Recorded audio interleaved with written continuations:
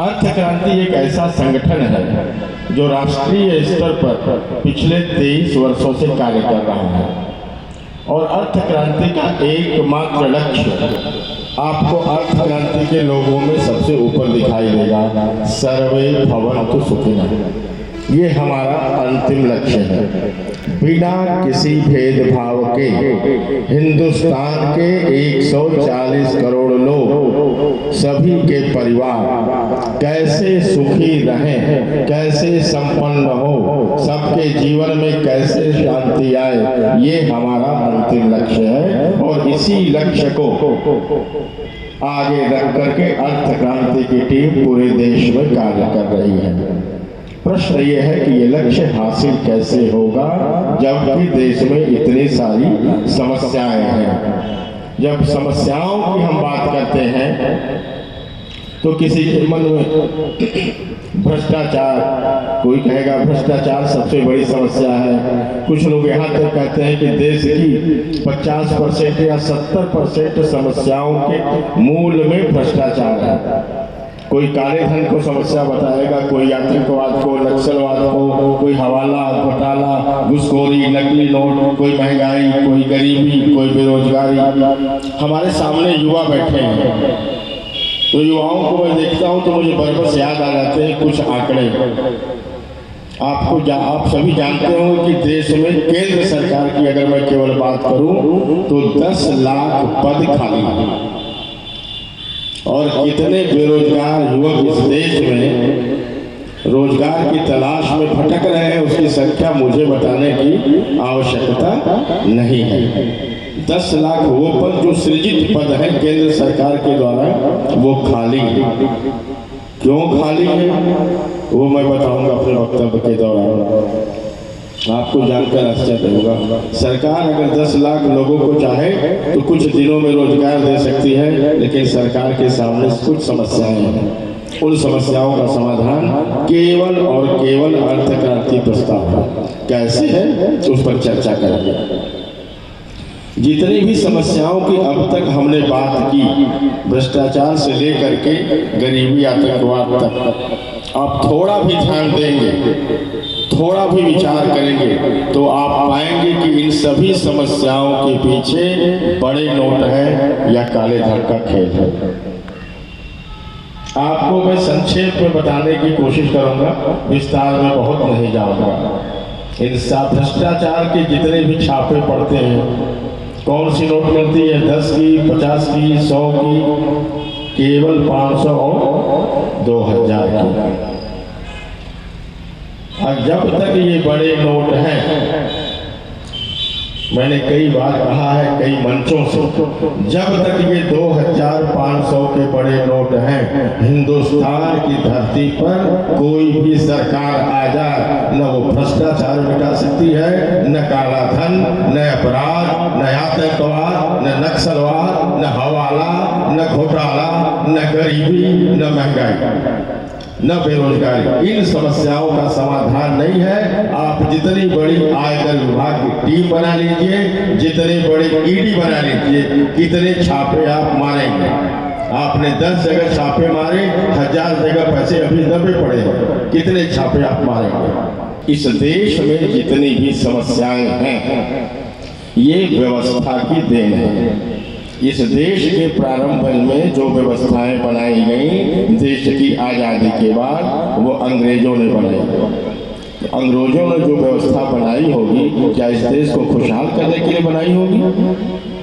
अंग्रेजों ने जो व्यवस्था बनाई वो ये बनाई कि इस देश को कैसे ज़्यादा से ज़्यादा लूटा जाए, कैसे ज़्यादा से ज़्यादा दिन तक इसको गुलाम बना के रखा जाए। और बड़े दुख के साथ कहना पड़ रहा है कि अंग्रेजों की बनाए हुए तमाम हजारों कानून आज़ादी के 75 साल बाद भी इस देश में चल रहा है। आयकर भी ऐसा ही एक प्रावधान था। जब अंग्रेजों ने देखा कि ताकत के बल पर पैसा वसूली करने में हर जगह बहुत बवाल है, तो आयकर का कानून बना दिया, लोगों को विवश कर दिया कि आपको इतना आयकर देना है। आज का व्यापारी अगर ईमानदारी से बिजनेस करना चाहे वो नहीं कर सकता।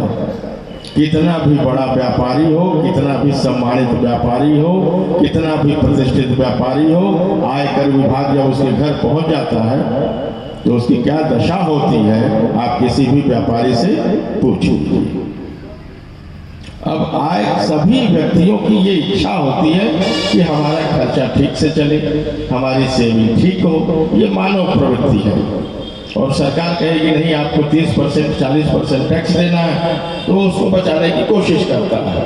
उसको बचाने के लिए वो सीए रख लेता है, बड़े नोट उपलब्ध हैं काले धन के रूप में, सारा पैसा इकट्ठा होने लगता है। और यही काला धन राष्ट्र विरोधी इस देश में जितनी भी गतिविधियां हैं, आतंकवाद नक्सलवाद से लेकर के जितने भी राष्ट्र विरोधी संगठन हैं, उन सब की फंडिंग काले धन से, हवाला के माध्यम से होती है।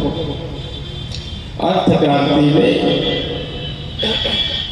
देश की इन सारी समस्याओं के समाधान के लिए 5 पॉइंट का प्रस्ताव देश के सामने और सरकार के सामने रखा। उसमें 2 मुख्य बातें हैं। अर्थ क्रांति ने कहा बड़े नोट बंद कर दीजिए, 100 के ऊपर के। बड़े नोट के बंद होते ही जितनी समस्याओं की हमने चर्चा की है, इन सभी समस्याओं पर अंकुश लग जाएगा, नियंत्रण हो जाएगा। हम ये नहीं कह रहे हैं कि 100% भ्रष्टाचार खत्म हो जाएगा, लेकिन अब 70% 80% जो भी समझ लें, एक नियंत्रण लग जाएगा। दूसरा प्रस्ताव क्या है? सभी टैक्स समाप्त करके केंद्र सरकार के, राज्य सरकार के और लोकल बॉडी, नगर निगम, नगर पालिका, नगर महापालिका, जो भी अलग अलग जिलों में है, ये सभी टैक्स समाप्त करके मात्र 2% बैंक ट्रांजैक्शन टैक्स लगा दीजिए। क्या मतलब? कब टैक्स लगेगा, कैसे टैक्स लगेगा? किसी के भी अकाउंट में उदाहरण के लिए अगर 100 रुपए आए, 2 रुपए कट गए, 98 रुपए आपके, जैसे चाहिए वैसे खर्च करिए। कोई जीएसटी नहीं, पेट्रोल पर कोई टैक्स नहीं। जब पेट्रोल पर कोई टैक्स नहीं होगा तो पेट्रोल मिलेगा 40 और 45 के बीच में, बाकी उसके ऊपर का सारा कुछ टैक्स है, एक्साइज है या वैट है। आप कहेंगे कि सरकार को आमदनी कितनी होगी? आज कुछ आंकड़े आप ध्यान देकर के सुन लीजिए। इस साल का जो बजट आया है सरकार का फरवरी में, सरकार का पूरा खर्चा 40 लाख करोड़ का है। खास करके युवा ध्यान से सुनेंगे। अभी हमने कहा है कि 10 लाख पद खाली हैं, आपको तुरंत समझ में आएगा 10 लाख पदों पर भर्ती क्यों नहीं हो सकती। ये आपका विषय है, आपको जागरूक होने की आवश्यकता है, कुछ विषयों को जानने की आवश्यकता है, लोगों को बताने की आवश्यकता है। सरकार का इस साल का बजट 40 लाख करोड़ का है खर्चा।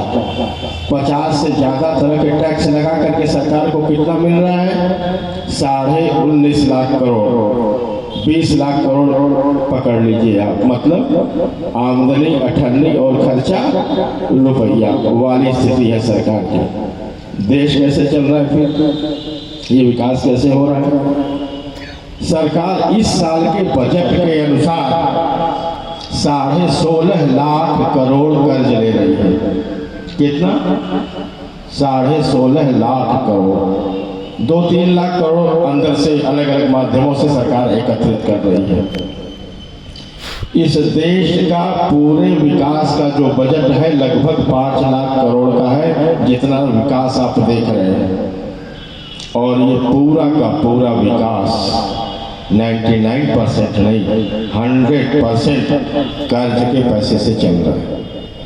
ये किसी सरकार की निंदा की बात नहीं है, ये व्यवस्था का दोष है। जैसा कि पूज्य महाराज जी ने बताया, गाड़ी का इंजन खराब है तो ऊपर पॉलिश करके, पेंट करके, सफाई करके आप गाड़ी की चाल को ठीक नहीं कर सकते। और 2% से सरकार को कितना टैक्स मिलेगा? पिछले साल के आरबीआई के जो आंकड़े हैं, जो लोग डिटेल में जाना चाहें वो आरबीआई की वेबसाइट पर टेबल नंबर 43 मैं कोट कर रहा हूं, पूरी तरह से देख सकते हैं। सरकार का पिछले साल का जो ऑनलाइन ट्रांसफर का जो डाटा है 3000 लाख करोड़ सन 2021 सन 2022 31 मार्च तक 3000 लाख करोड़। इतना कैश चलने के बावजूद 3000 लाख करोड़ का ऑनलाइन ट्रांजैक्शन हुआ। यूपीआई, चेक, बैंक ट्रांजैक्शन, जितने भी ऑनलाइन बैंक के थ्रू ट्रांजैक्शन होते हैं, उसका 1% कितना हुआ? 30 लाख करोड़। 2% कितना हुआ? 60 लाख करोड़। सरकार अगर 2% ट्रांजैक्शन टैक्स वर्तमान स्थिति में भी होता तो सरकार को 60 लाख करोड़ रुपया मिलता। अभी कितना मिल रहा है? 50 तरह के टैक्स लगा करके मात्र 19.5 या 20 लाख करोड़ आप कह लीजिए। और सरकार को कर्ज लेकर के देश चलाना पड़ रहा है। आत्मनिर्भर भारत का सपना पूरा हो सकता है क्या इस व्यवस्था से? जब तक अर्थ क्रांति प्रस्ताव देश में लागू नहीं होगा, आत्मनिर्भर भारत का सपना पूर्ण नहीं हो सकता। आप समझ गए होंगे कि जब सरकार इस साल के लिए 16.5 लाख करोड़ कर्ज ले रही है देश को चलाने के लिए, अगर 10 लाख युवाओं को, छात्राओं को नौकरी पर रख ले तो कितना तनख्वाह देना पड़ेगा? आपके ऊपर 10 लाख का कर्ज हो और 10 स्टाफ आपको रखने हो तो आपका लोड बढ़ेगा कि नहीं बढ़ेगा? वही स्थिति है। हमारे युवा इस बात से परिचित नहीं है कि सरकार की व्यवस्था क्या है। आपने देखा होगा कि कई जगह नौकरियां दी जाती हैं सरकार के द्वारा भी टेम्पोररी बेसिस पे, एड हॉक बेसिस पे, कॉन्ट्रैक्ट बेसिस पे। क्यों? आप समझ सकते हैं। परमानेंट रखेंगे तो पूरी सैलरी देनी होगी, पूरी सुविधा देनी होगी, कानून के तहत सारी व्यवस्था देनी होगी, और सरकारें चल रही हैं कर्ज से। एक बार वित्त मंत्री जी से पूछा गया वर्तमान सरकार का बजट सेशन के दौरान, उन्होंने बताया कि सरकार इस साल इतना कर्ज ले रही है। मीडिया के भाई ने पूछा कि ये कर्ज लौटाता कौन है, ये कर्ज आप कैसे लौटाते हैं? उन्होंने कहा ये कर्ज हमारे और आपके बच्चे लौटाएंगे। कहा बच्चे कैसे लौटाएंगे? अगर सरकार 16.5 लाख करोड़ ले रही है तो इस देश का युवा और बच्चे, आने वाली पीढ़ी कैसे लौटाएगी? कि सरकार के पास केवल एक तरीका होता है टैक्स कमाने का। ये टैक्स बढ़ता जाएगा, महंगाई बढ़ती जाएगी और आने वाली पीढ़ी अपने कंधे पर वो महंगाई ढोने को विवश होगी। ये स्थिति विदेश की वर्तमान है। जो मैं भी आप बता रहा हूँ मैं आपको, वो सब कुछ आंकड़े सरकार की वेबसाइट या आरबीआई के वेबसाइट के आंकड़े हैं, वो सारे अपने पास हैं। कोई भी देखना चाहे गूगल पर सर्च कर सकता है। बहन जी ने आपको बताया कि सभी बुजुर्गों को 10,000 महीने देना पड़ेगा, उसके लिए 12 लाख करोड़ की आवश्यकता होगी। समझ गए होंगे कि 12 लाख करोड़ कहाँ से आएगा? आपके मन में कोई प्रश्न हो तो आप पूछ सकते हैं, नहीं तो शुरू में आप किसी से को कहेंगे कि देश के 10 करोड़ बुजुर्गों को हम 10,000 महीना देना चाहते हैं, तो लोग कोई प्रश्न कर सकता है इतना पैसा कहाँ से आएगा?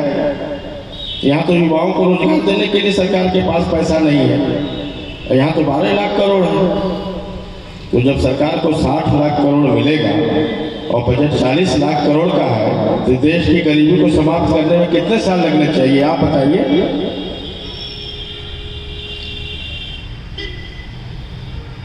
सरकार चल रही है 8 साल से, एक स्थिर सरकार है, बहुमत की सरकार है, फिर हमारा युवा क्यों भटक रहा है?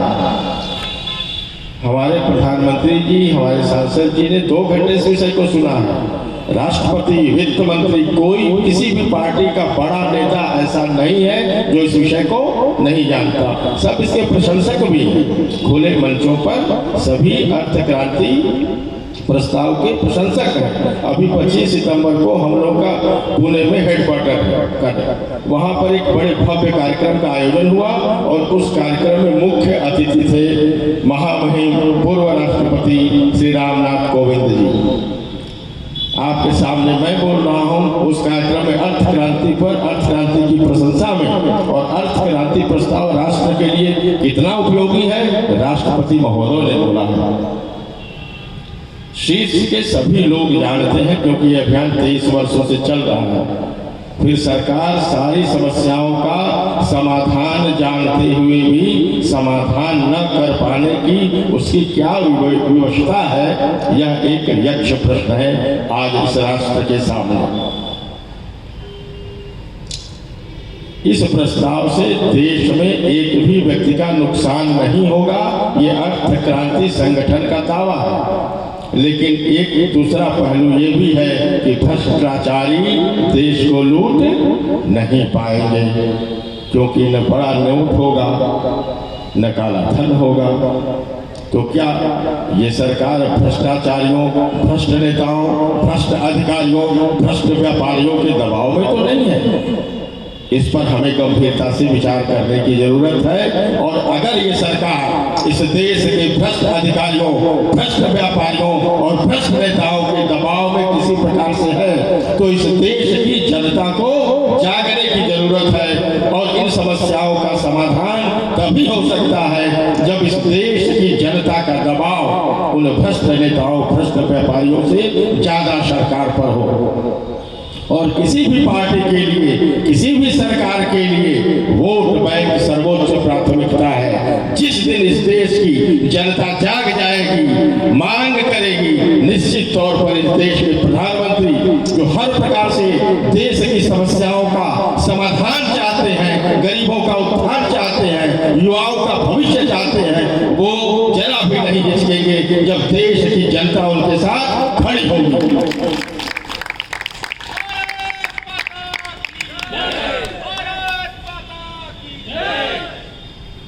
हम सबका यही प्रयास है कि देश की जनता अर्थ क्रांति प्रस्ताव के साथ खड़ी हो, ताकि हमारे प्रधानमंत्री को, हमारी सरकार को ताकत मिले कि वो भ्रष्टाचारियों के खिलाफ कठोर कदम उठाते हुए अर्थ क्रांति प्रस्ताव देश में लागू करें, ताकि 140 करोड़ देशवासियों के जीवन में खुशहाली आए, उनके जीवन में समृद्धि आए। हमारे जो बुजुर्ग हैं उनका जीवन अंतिम समय में सुखमय बीते, गौरवशाली बीते, उनको 2 पैसे के लिए, 2 कपड़े के लिए, 2 रोटी के लिए, 2 टैबलेट के लिए किसी के आगे हाथ फैलाना न पड़े। ये अर्थ क्रांति का लक्ष्य है। और मैं चाहता हूं कि आप सभी युवा, आप सभी लोग जो सुन रहे हैं इस आवाज को, अर्थ क्रांति प्रस्ताव के साथ खड़े होइए, अर्थ क्रांति के समर्थन में आइए, ताकि सब देश की सभी समस्याओं का समाधान हो और हम सब मिलकर एक स्वर्णिम भारत का निर्माण करें। धन्यवाद। जय हिंद, जय भारत।